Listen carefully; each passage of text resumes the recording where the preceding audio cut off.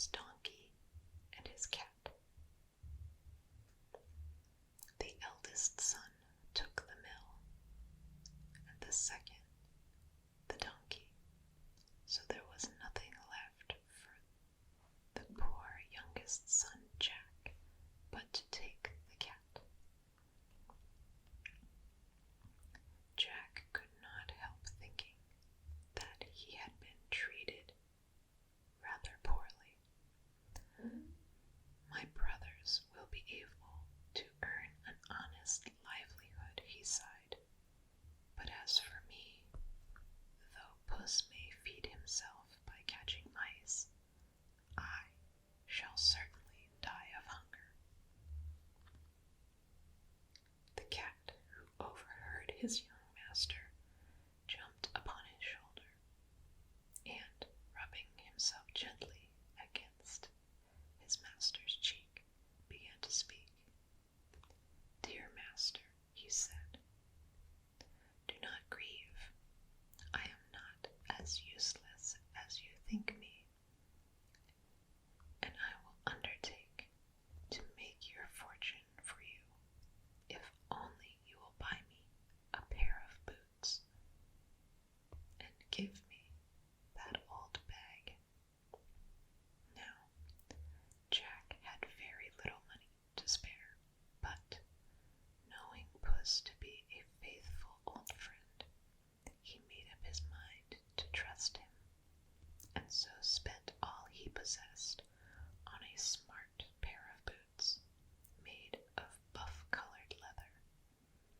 They fitted perfectly, so Puss put them on, took the old bag which his master gave him, and trotted off to a neighboring town, in which he knew there were a great number of rabbits.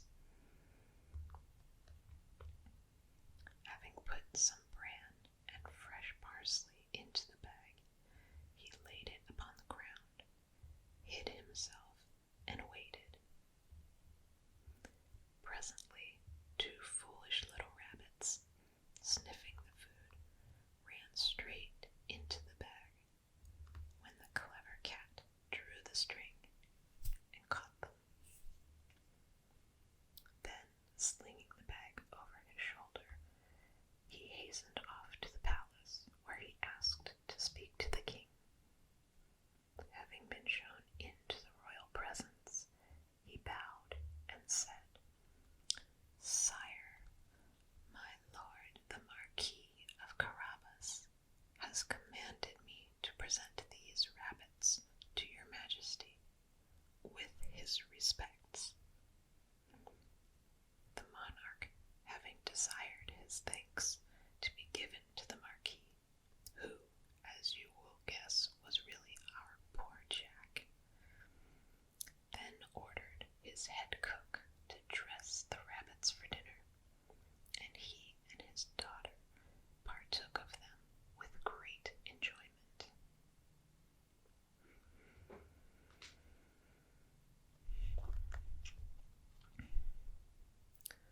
Day by day, Puss brought home stores of good food, so that he and his master lived in plenty, and besides that, he did not fail to keep the king and his couriers well supplied with game. Sometimes he would lay a brace of partridges at the royal feet, sometimes a fine large hare, but whatever it was, it always came with the same message: "From my lord the Marquis of Carabas," so that everyone at court was talking of this strange nobleman, whom no one had ever seen, but who sent such generous presents to his majesty. At length Puss decided that it was time for his master to be introduced at court. So one day he persuaded him to go and bathe in a river, having heard that the king would soon pass by. Jack stood shivering up to his neck in water, wondering what was to happen next, when suddenly the king's carriage appeared in sight. At once, Puss began to call out, as loudly as he could, "Help, help! My lord the Marquis of Carabas is drowning." The king put his head out of the carriage window and, recognizing the cat, ordered his attendants to go to the assistance of the Marquis. While Jack was being pulled from the water, Puss ran to the king and told him that some robbers had run off with his master's clothing while he was bathing, the truth of the matter being that the cunning cat had hidden them under a stone. Upon hearing this story, the king instantly dispatched one of his grooms to fetch a handsome suit of purple and gold from the royal wardrobe, and arrayed in this, Jack, who was a fine and handsome fellow, looked so well that no one for a moment supposed that he was not some foreign noble lord. The king and his daughter were so pleased with his appearance that they invited him into their carriage. At first, Jack hesitated, for he felt a little shy sitting next to a princess, but she smiled at him so sweetly and was so kind and gentle that he soon forgot his fears and fell in love with her right then and there. As soon as Puss had seen his master seated in a royal carriage, he whispered directions to the coachman and then ran on ahead as fast as he could trot, until he came to a field of corn where the reapers were busy. Reapers, which in this case are farmers. "Reapers," he said fiercely, "the king will shortly pass by this way. If he should ask you to whom this field belongs, remember that you say, to the Marquis of Carabas. If you dare to disobey me, I will have you all chopped up as fine as mincemeat." Yikes. The reapers were so afraid the cat would keep his word that they promised to obey. Puss then ran on ahead and told all the other laborers whom he met to give the same answer, threatening them with terrible punishment if they disobeyed. Now, the king was in a very good humor, for the day was fine, and he found the Marquis a very pleasant companion. So he told the coachman to drive slowly, in order that he might admire the beautiful country. "What a fine field," he said presently. "To whom does it belong?" Then the men answered as they had been told, "To our lord the Marquis of Carabas." Next they met a herd of cattle, and again, to the king's question, "To whom do they belong?" they were told, "To the Marquis of Carabas." And it was the same with everything they passed. The Marquis listened with the greatest astonishment, and thought what a very wonderful cat his dear Puss was. And the king was delighted to find that his new friend was as wealthy as he was charming. Meanwhile, Puss, who was well in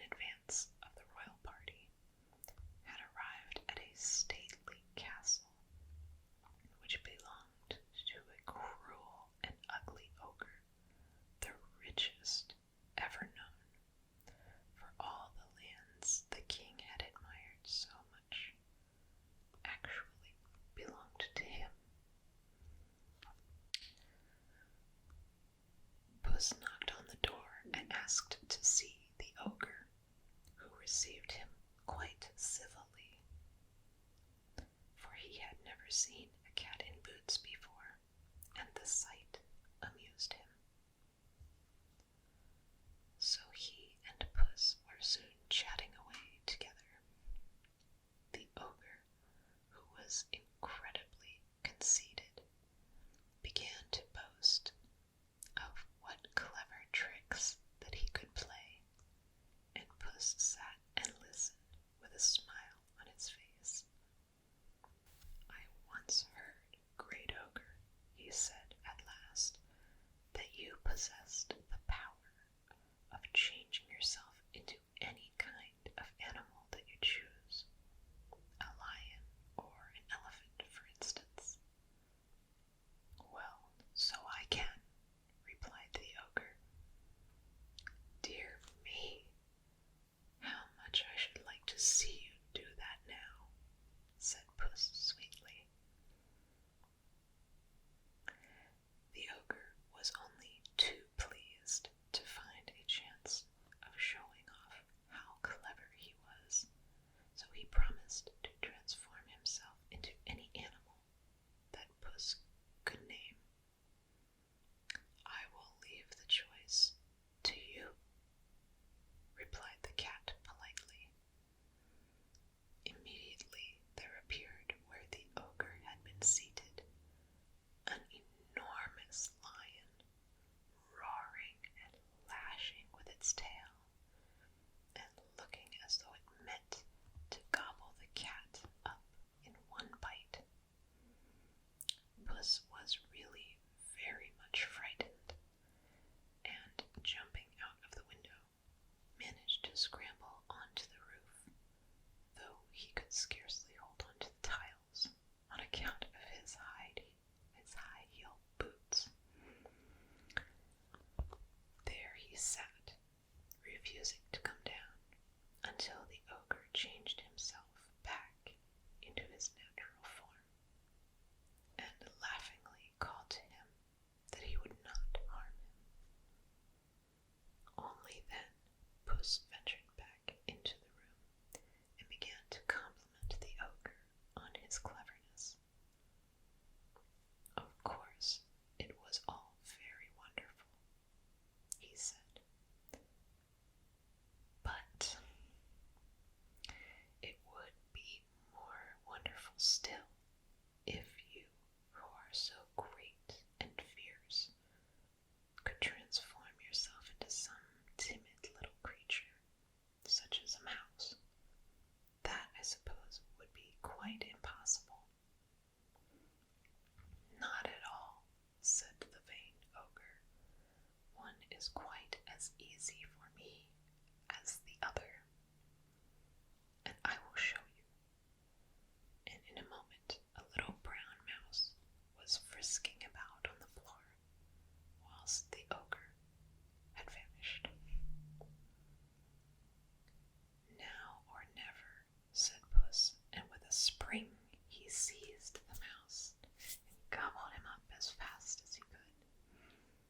At that same moment all the gentlemen and ladies whom the wicked ogre had held in his castle under a spell became disenchanted. They were so grateful to their deliverer that they would have done anything to please him, and readily agreed to enter into the service of the Marquis of Carabas when Puss asked them to do so. So now the cat had a splendid castle, which he knew to be full of heaping treasures, at his command. The ordering of a magnificent feast was to be prepared, and he took up his station at the castle gates to welcome his master and the royal party. As soon as the castle appeared in sight, the king inquired whose it was, "for I have never seen a finer." Then Puss, bowing low, threw open the castle gates and cried, "May it please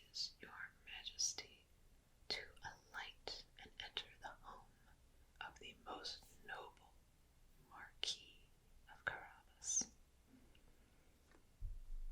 Full of surprise, the king turned to the Marquis. "Is this splendid castle indeed yours?" he asked. "Not even our own palace is more beautiful, and doubtless it is as splendid within as without." Puss then helped His Majesty to alight, and conducted him into the castle, where a group of noble gentlemen and fair ladies were waiting to receive them. Jack, or the Marquis, as he was now called, gave his hand to the young princess, and led her to the banquet. Long and merrily they feasted, and when at length the guests rose to depart, the king embraced the Marquis and called him his dear son, and the princess blushed so charmingly and looked so shy and sweet that Jack ventured to lay his heart and fortune at her feet. And so the miller's son married the king's daughter, and there were great rejoicings throughout the land. On the evening of the wedding day, a great ball was given, to which princes and noblemen from far and near were invited. Puss opened the ball, wearing for the occasion a pair of boots made of the finest leather, with golden tassels and scarlet heels. I only wish you could have seen them. Many years later, when the old king died, the princess and her husband reigned in his stead, and their most honored and faithful friend at court was Puss himself, for his master never forgot to whom he owed all his good fortune. He lived upon the daintiest meat and the most delicious cream, and was petted and made much of all the days of his life, and never again ran after mice or rats, except for exercise and amusement. The end. I hope you enjoyed this fairy tale story. If there's a particular story you'd like to hear, let me know in the comments. I want to do a couple more. Please be